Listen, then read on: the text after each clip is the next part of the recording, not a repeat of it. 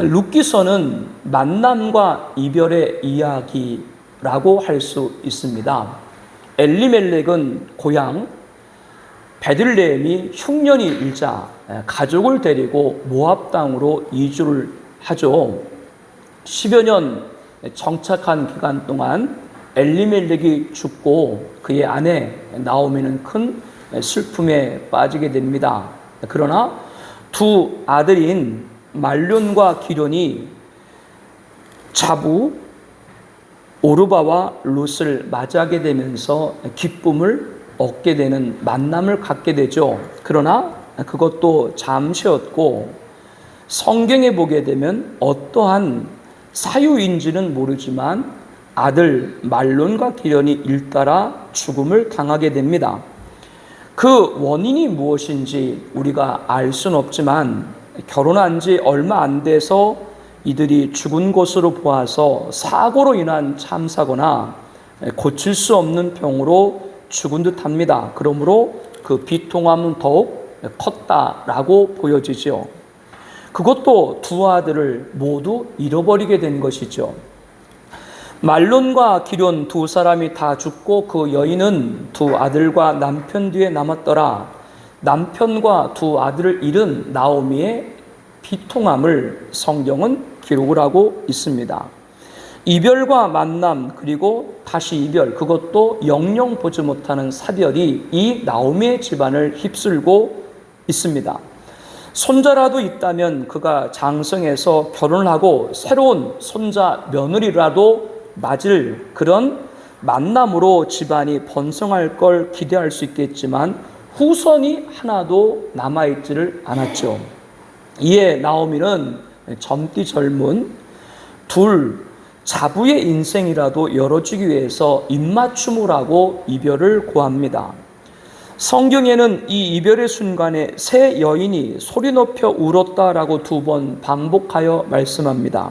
살이 찢어지는 듯한 아픔, 애간장이 녹고 타는 듯한 이별의 고통이었음을 짐작하게 됩니다.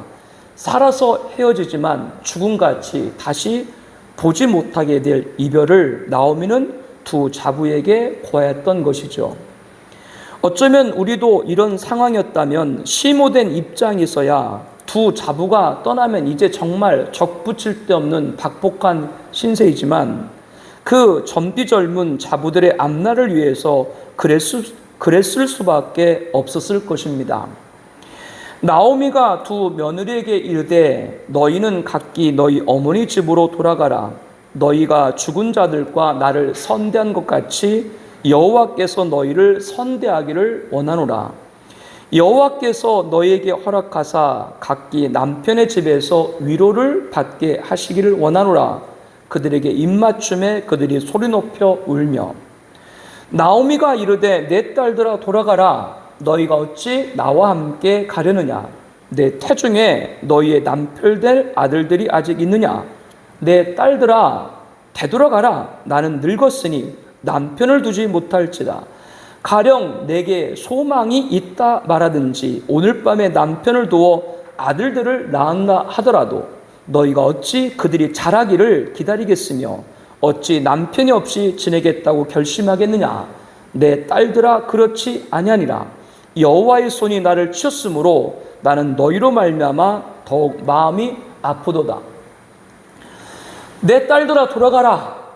너희 남편 될 아들이 이제는 내게 없고 내가 아들을 낳는다고 해도 너희가 그 자랄 때까지 기다릴 수 있겠느냐. 이제 내 고향 내 어미 집으로 돌아가라.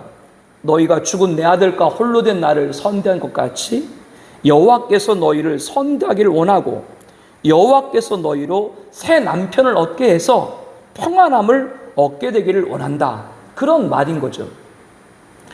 흐르는 눈물, 복받쳐 오르는 슬픔을 찾아가며 두 자부를 권하는 나오미의 모습과 아니니이다.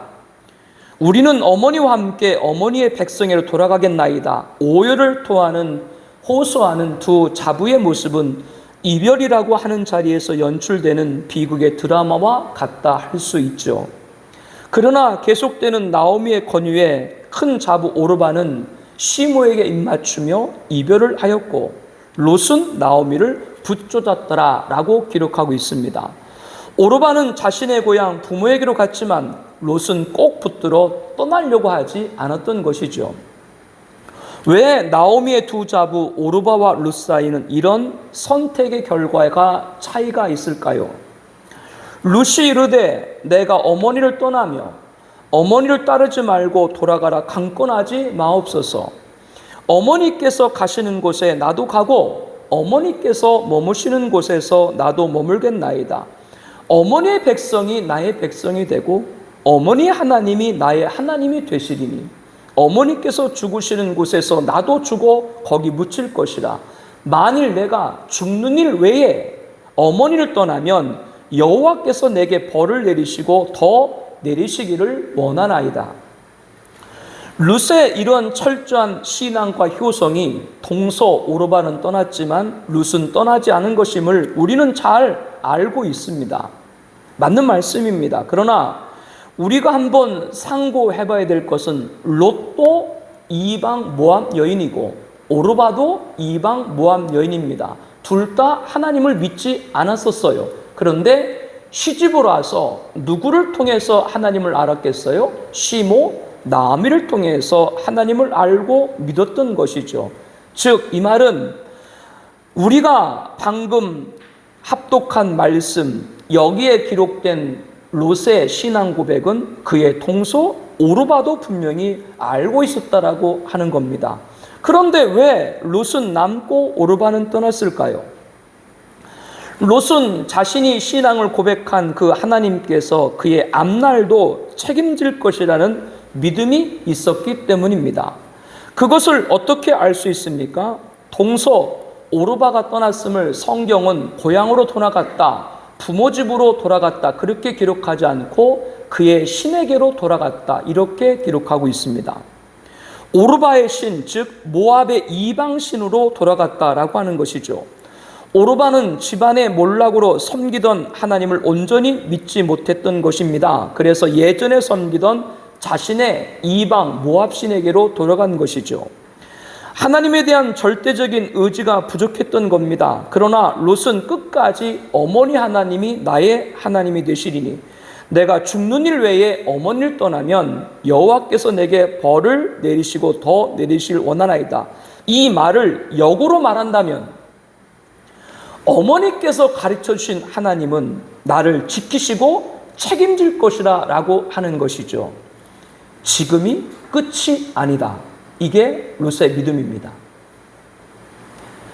이같이 하나님을 알았지만 온전한 믿음, 절대적인 의지에서 롯과 오르바의 차이입니다.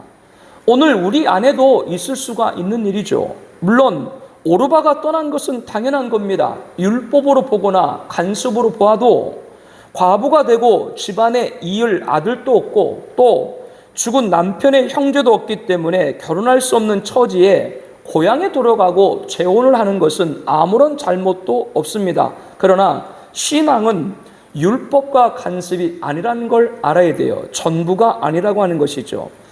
하나님이 함께 하심을 관념, 알고 끝나는 것이 아니라 체험으로 믿어야 된다라고 하는 겁니다.